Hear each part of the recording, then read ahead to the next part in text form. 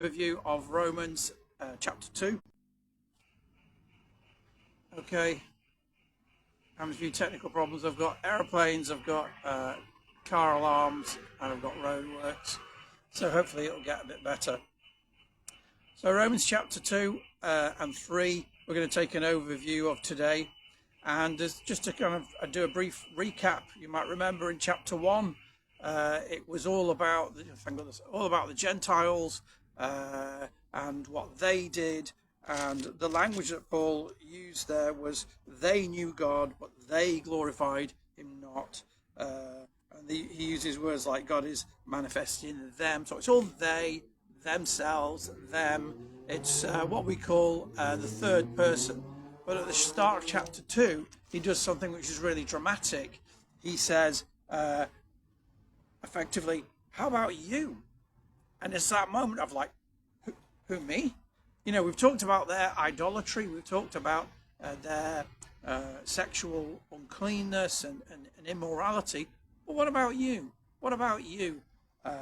And it's clear from the context here that he's now talking, he shifts the emphasis from the Gentiles to the Jews. And of course, Paul is a Jew.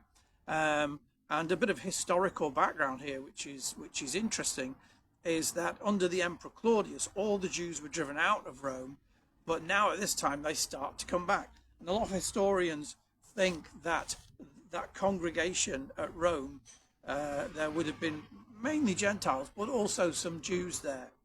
And what Paul does is he starts to compare the idolatry and the moral sin of the Gentiles with the hypocrisy of the Jews. And he says, you were confident, verse 19 of chapter 2, that thou thyself art a guide of the blind and a light to them which are in darkness and an instructor of the foolish. But then he says in the next verse, thou that preachest a man should not steal, dost thou steal? And he just fixes in on that kind of hypocrisy. You say don't steal, but are you stealing? You say don't commit adultery, but are you committing adultery? And we know that, like from Jesus himself, that things like adultery, there can be adultery of the heart if you lust after a woman.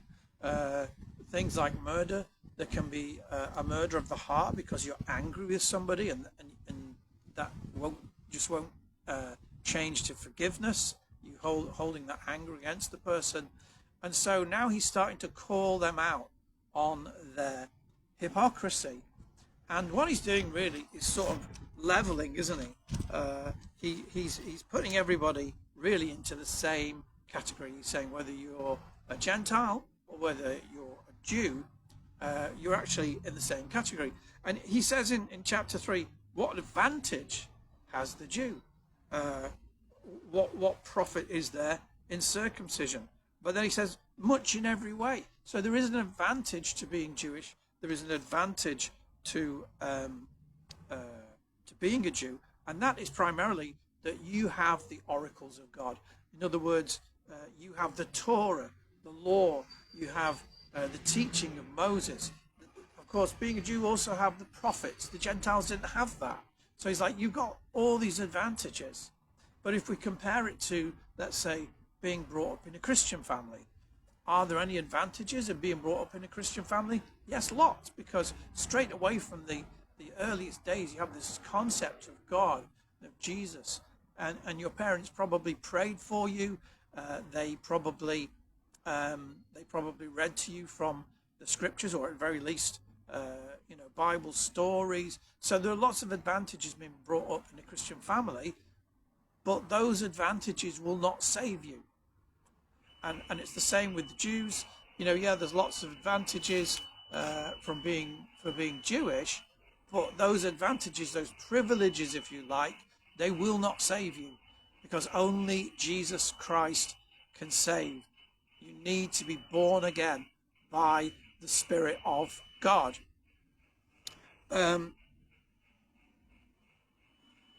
So yes, there is this kind of leveling up of both sides there. And there's this idea of circumcision. Now, if you're not Jewish circumcision just sounds okay. Yeah, it sounds a bit weird. But to the Jews, it was part of their identity. Being circumcised meant that you were set apart from the Gentile nations, that like you're different, you're special, right? But what Paul does here is he starts to say, but if you're not living that life, if you're not living a life in dedication to God, then what value is your circumcision? It becomes, and he uses this word, uncircumcision. And again, if we take the idea of like a Christian being baptized, so circumcision was the sign of the old covenant, baptism is the sign of the new covenant. And like if you are a Christian and you've been baptized but you don't live the life, then your baptism, if I can put it this way, becomes unbaptism. It has literally no value.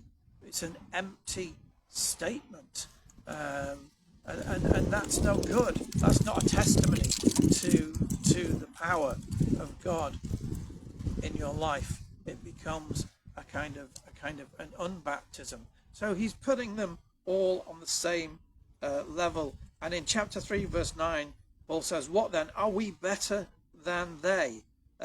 In no wise, for we have proved before, Jews and Gentiles, that they are all under sin."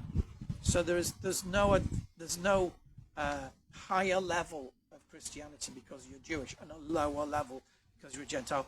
And I really wish some Christians would understand this, because sometimes it's like, well, they meet somebody else who's a Christian. Oh, you're a Christian? Yeah, I'm a Christian.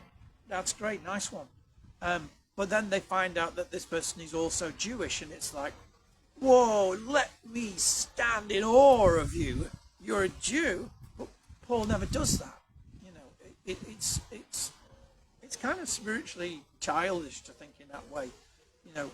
We are all under sin. And this is the great kind of conclusion, of course, that Paul comes to. He says, there are none that doeth good. No, not one. That excludes everybody. There's nobody that's doing good. There's nobody that's righteous in God's eyes. And then verse 23 he says, for all have sinned and come short of the glory of God. So you've sinned, I've sinned, and we've come short of the glory of God. That's the consequence. That's the consequence of our sin, that we fall short, we come short of the glory of God. And that's really where we're up to in chapters 2 and 3. Paul is saying, chapter 1, the Gentiles, they did these awful things, this idolatry, this spiritual and moral uncleanness, and therefore they're guilty before God, and the wrath of God is on them. But you being a Jew, actually you're in the same position, even though you have these amazing privileges, because if you don't know God, if you're not following God, if there is no circumcision of the heart, like if it goes no deeper than some physical sort of rite or ritual, then what does it count for? Your circumcision becomes uncircumcision. And I'd say today, if you're a Christian and you've been baptized, great, but are you living the life of somebody who's been baptized? Are you demonstrating what baptism is meant to show, that you have died and been buried with Christ, and that now you've risen in new life and you're living this Christian life? Because if you're not living it, then your baptism has become unbaptism, and that's Christianity is a Christianity of the heart, and the circumcision is a circumcision of the heart that then should lead to new life in Christ, a new and living way. We have to live it out, everybody. It's if you've been brought up in a Christian family, great, you've got lots of advantages, you've got lots of privileges like those Jewish believers had, but unless you come to Christ, unless you're born again, then it will do you no good. The good news, of course, is that the Lord is saying, "Come unto me, all you who labor, all you who are heavy laden, and I will give you rest." And that's the good news of Jesus Christ, that whether you are a Jew or whether you are a non-Jew, Jesus is calling you to receive his Spirit, to receive his salvation. He wants to save you, and he is willing to do that, whoever you are. Yep, that's the end for today. Hopefully next week we'll have a bit less noise. Sorry about the background noise. I am in the middle of a town here, and it's very noisy. We'll get together next week. I'll do some more of this overview. It is only an overview rather than a verse-by-verse study, but I'm hoping that it will help you when you come to study the book of Romans, or Paul's epistle to the Romans. If you've got time, you might want to check out my YouTube channel, House of Paul, and also my Instagram. But thanks for watching, and I hope that it's been a blessing to you despite the background noise. God bless.